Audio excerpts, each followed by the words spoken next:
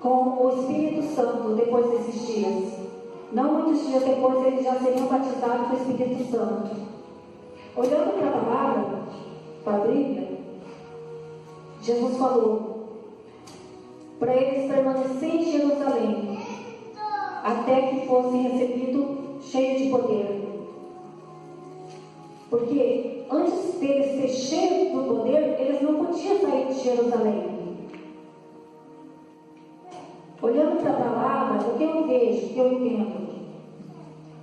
Antes de você receber o poder de Deus, você não pode sair curando, você não pode sair falando a autoridade de Jesus para expulsar os demônios. Você tem que receber o poder de Deus primeiro, para você falar no nome dele, no nome de Jesus. Porque você não vai falar de você, você não vai curar por você, você vai curar pelo nome de Jesus. Você vai fazer no nome de Jesus. Então ele falou para os discípulos: permanecer em Jerusalém até que sejam cheios do poder de Deus, até que receberem a promessa. Qual promessa é essa? A promessa do Espírito Santo. A promessa que está no livro de Joel, capítulo 2, que Deus prometeu que derramarei sobre vós o meu Espírito. Vossas filhas, vossos filhos profetizarão, vossos jovens terão visões, vossos velhos terão sonhos, vossos servos profetizarão.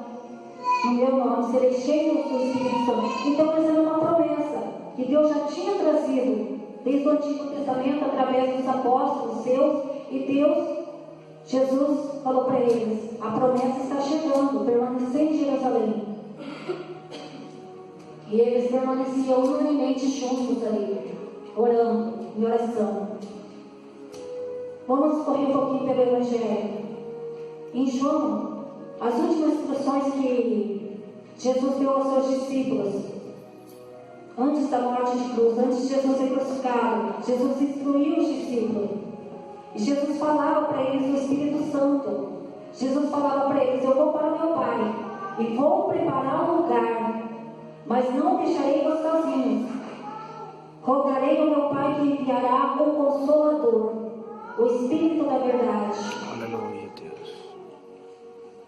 Olhando para o Evangelho de João, Jesus, antes de ser crucificado, ele começou a instruir os discípulos. Então ele já falava ali do Consolador, do Espírito Santo, já falava que não ia deixar os discípulos órfãos. E Jesus falou para eles: eu vou para meu Pai, há muitas moradas, e eu vou preparar um lugar. Está. Aleluia. Atos dos Apóstolos, capítulo 1, a promessa de Jesus.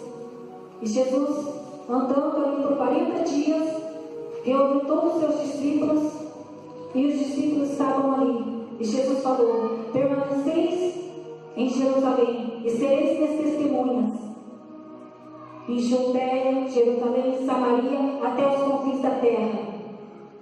Então, esse evangelho chegou até os confins da terra, hoje. O evangelho estava em Jerusalém, Judeia, Samaria, foi pregado, e aos confins da terra, nos dias de hoje. Aleluia, glória a Jesus. Depois de ter o Senhor Jesus dito isso aos discípulos, enquanto eles estavam ali reunidos, Jesus foi elevado às alturas e subiu ao céu. E os discípulos ficavam admirados, olhando para o céu. E os discípulos estavam admirados porque viu Jesus subir. Só que não foi mágica. Foi o próprio Jesus Cristo que subiu. Milagre de Deus, promessa, a ressurreição. Jesus subiu. E eles atônitos olhavam. E veio 2 varões de branco. E falou para ele: que estão olhando, Galileu? O mesmo Jesus que subiu há de vir. O mesmo Jesus que esteve entre vós, ele há de vir, há de voltar. E os discípulos ali, crendo na promessa,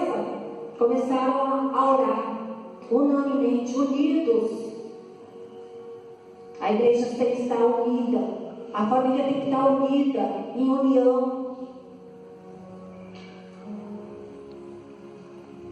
Não podemos estar sozinhos. Temos que estar unidos. Ali eles oravam unidos, os discípulos, juntamente com Maria, as mulheres que acompanhavam Jesus e seus irmãos. Estavam todos aguardando a promessa que Jesus tinha falado. Estavam todos reunidos, orando, esperando. Unanimemente, unidos, orando. E eles estavam orando. A Bíblia vai nos dizer que eles estavam orando. No capítulo 2, eles estavam orando por cumprimento dessa promessa. E chegou no dia de Pentecoste. Estavam todos reunidos no mesmo lugar. E de repente veio do céu um vento, um som, como um vento vermelho impetuoso, e encheu ali toda a casa. E eles estavam ali orando, reunidos, e de repente do céu veio um vento impetuoso, um vento vermelho, e encheu toda a casa. Podemos ver que eles estavam todos juntos orando.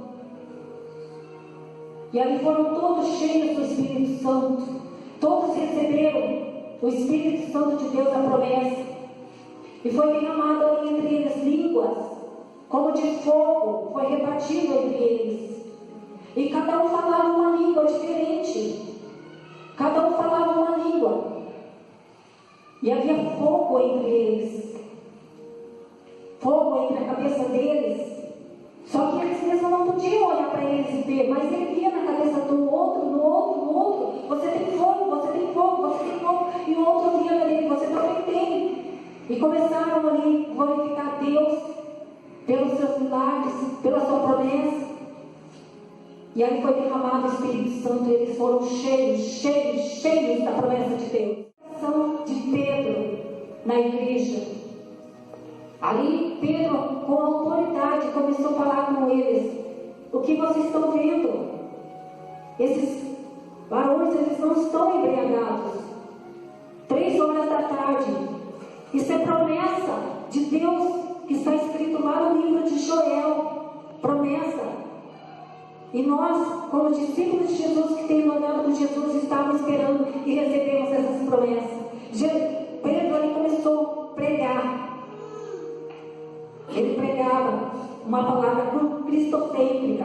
Ele falava de Jesus, da morte, da ressurreição, e Pedro anunciava ali Jesus. E nessa pregação de Pedro, onde estava reunido 120 pessoas, ele alcançou 3.000 almas. 3.000 almas Pedro alcançou para Jesus. Então a igreja crescia. A igreja estava crescendo. Aleluia. Glória a Deus. A igreja começou a crescer. E o nome de Jesus foi sendo glorificado e exaltado no meio dos discípulos, no meio do povo. Olhando aqui para a passagem do capítulo 3, onde o primeiro milagre que os discípulos fizeram, a cura.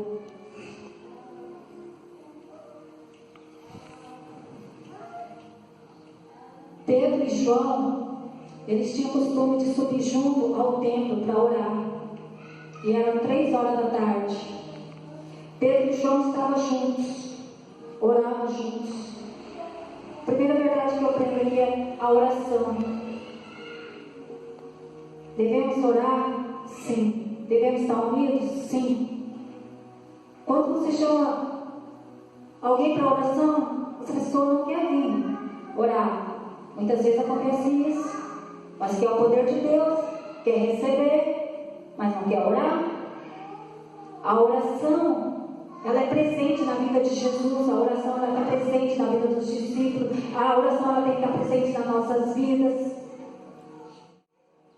A oração, ela vai te levar ao nível mais alto de intimidade com Deus. E ela vai te colocar no nível mais baixo, que é o pé de Jesus. Porque através da oração, nós vamos caminhar em Deus. está tudo terminado e que tudo acabou. Uma coisa eu te digo nesta hora, que a última palavra é do Senhor.